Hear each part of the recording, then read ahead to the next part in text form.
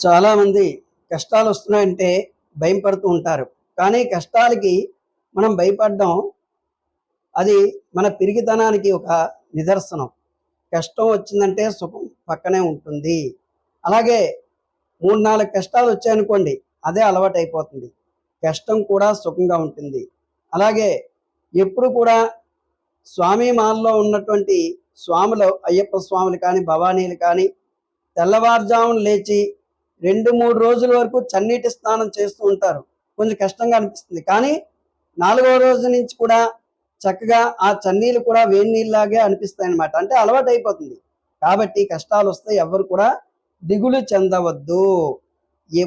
ఎప్పుడైతే ఉక్కపోత పోసిందో వర్షం వస్తుందని మనం అర్థం చేసుకోవాలన్నమాట. ఎక్కడైతే కష్టం వచ్చిందో దాని వెనకాలే సుఖం ఉంటుందని కూడా మనం అర్థం చేసుకోవాలి. ముందు కష్టపడితేనే తర్వాత సుఖపడతాం. కాబట్టి అందరూ కూడా కష్టం వచ్చిందని ఎవ్వరు కూడా బెంబేలు పడిపోవద్దు.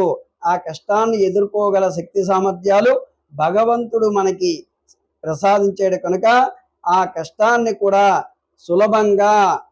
సులభంగా అనుకున్నట్టుగా సాధించుకోవాలి. స్వస్తి.